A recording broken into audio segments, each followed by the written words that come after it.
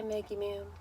Welcome to Witches and Wine Wednesdays. I'm hoping to begin engaging in interviews as much as possible on Wednesdays, where I enjoy a glass of wine with a fellow witch and we just engage in some witchy chit chat. I have some ideas of guests that I would love to do this with. I would post on social media before the interview, asking if you have any questions for myself or for the upcoming guest, and then we will address that as we have a glass or two or three or four or five of wine, and take it from there. So anyway, for this Witches and Wine Wednesday, it's just me because it's the first one, and this Witches and Wine Wednesday is actually falling on Remembrance Day here. So I just want to take a moment and give a shout out to everyone that has served or is serving in the forces, and for all the families of those that have served. Understand those hidden struggles, those struggles that go on behind the uniform. So I salute you.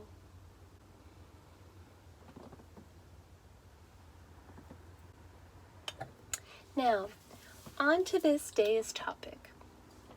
I have been receiving a lot of questions lately concerning vampirism, and I decided that I am going to address one of those questions today, and depending on how I feel, I may tackle some of the other questions, and there are a variety of techniques out there. I am a natural psychic vampire, and I'm going to approach all of this from my personal experiences. As with most things, I speak about what I know and what I've done, and so I will be approaching the answers to these questions from that lens. Vampirism, what is it? Well, when I discuss vampirism, I am always discussing the psychic vampirism variety. I have no interest in consuming anyone else's blood, whether it be animal or human. You know, it is something that I noticed about myself early on, that I was able to really sense what other people are feeling, what other people are thinking. I've learned over the years to control that, and out of respect, I prevent that. But in the early years, I didn't know what it was, or, I would meet someone or pass people in the mall and just get so much about them. It was overwhelming to the point where I really didn't enjoy going to these places. And then I learned shielding and things like that. At the time, I was Wiccan, and when I brought this up to my high priest at the time, he was pretty disgusted with me when I thought that I could possibly be a psychic vampire. And I was scolded and really made to feel ashamed of myself. So anyway, I was told, no, you're an empath. It's different, and you're affected by your surroundings and things like that. Which made sense, of course, okay. What really made me clue in, when I was a teenager, that something really is up. I could be in a crowd, with friends that are drinking, and I could be the designated driver, but yet I'm feeling drunk too. Like, what's up with that? Or I had a lot of my family were stoners. I wasn't really into smoking weed or anything like that. The point is, I could be in around a bonfire with everyone that is smoking, and I could join in after everyone has already smoked, so it's not like I'm getting secondhand smoke and being affected by it, then feel really high. That's when I started to realize like there was something up with me, and being very psychically in tune. Am I this that goes out and feeds on the innocent? No. If you ask anyone that knows me, they know that I am the first person to be a protector of the innocent. I protect children and animals and innocent people. I do have another side. Do I feed off of others? Yes. But I don't feed off of people that I love or people that are friends or anything like that. For myself, I feed off of people that have wronged me in some way. Those are usually my go-to. And how I go about it depends on the situation. There are certain texts, and Michael W. Ford does discuss predatory spirituality quite a bit, and actually, thanks to Michael W. Ford and his works, I am able to approach this from a healthy stance, with awareness, and embrace my true nature. I've always been this way. I'm able to understand what I am and use it to my benefit.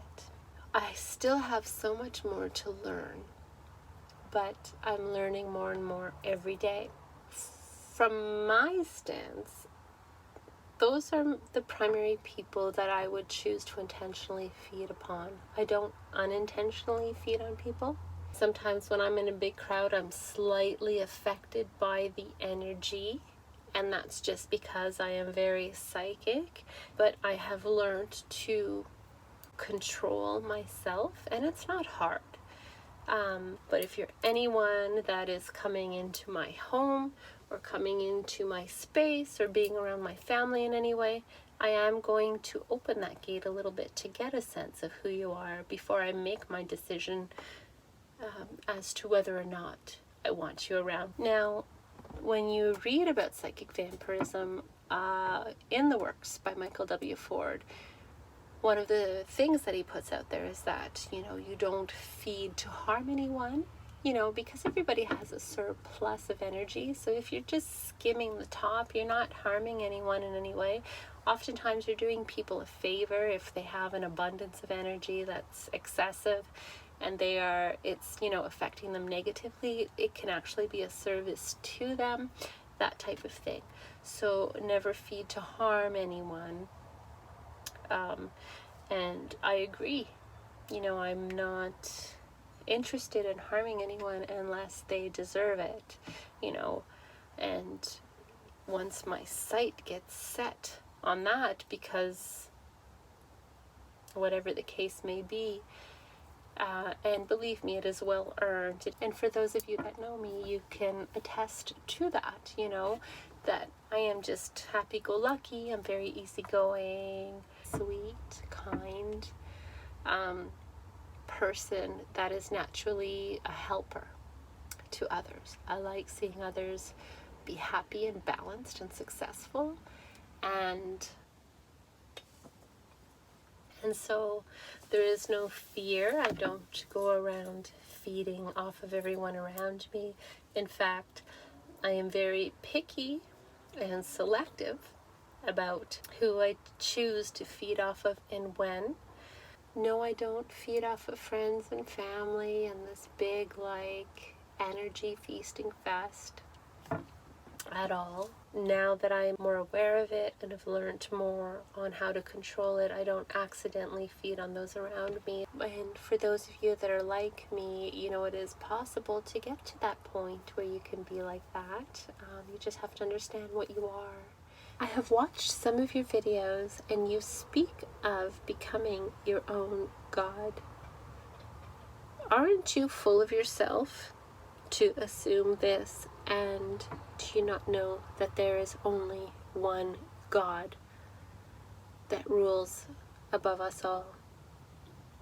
First of all, I do not believe that there is one God above us all. So, if you are approaching this question directed at me from an enslaved, indoctrinated mindset, you are certainly barking up the wrong tree. For anything that you believe has no relevance to me whatsoever. When I speak of becoming your own God, what I am referring to is accepting accountability for who you are.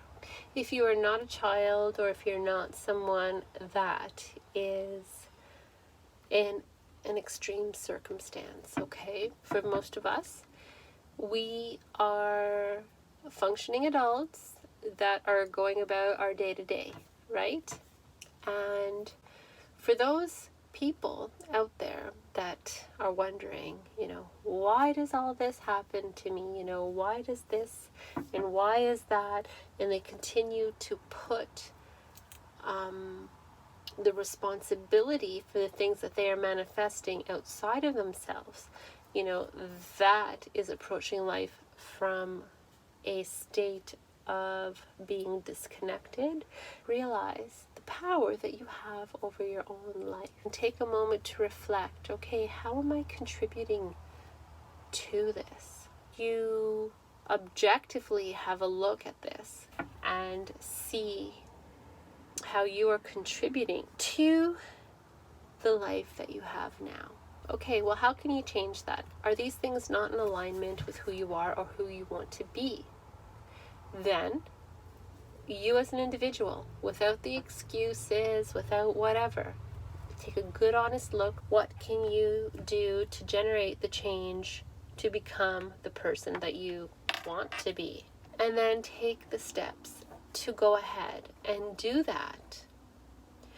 Once you accept accountability for who you are, for the things that you say, the actions that you take, the stuff that you read, the people you surround yourself with, after accepting accountability, you realize and accept your personal power that you have to generate change, and you make those changes. Begin to consciously manifest for yourself a life that is more in alignment with who you are and that which you aspire to be. Then you are on your path to becoming your own God, because you are the God of your own life and your reality. Whether you choose to stand up and accept that truth or not, fact is that until you accept that power that you have upon your own life, you will always be in a state of victimization. So that is what I mean by being your own God or goddess. So if you choose to leave everything outside of you, and that is the will of something else outside of you, of course you're not going to understand what I'm speaking of. And I give you this question: what is pulling you to watch content like this? Is there an aspect of yourself that is calling you to wake up? Just a question. You're not going to find me stalking your YouTube channel, trying to make you fear for your soul. I am occupied with manifesting what I want. Maybe you should try that. Just a suggestion. And until next time, I wish you dark and wild blessings.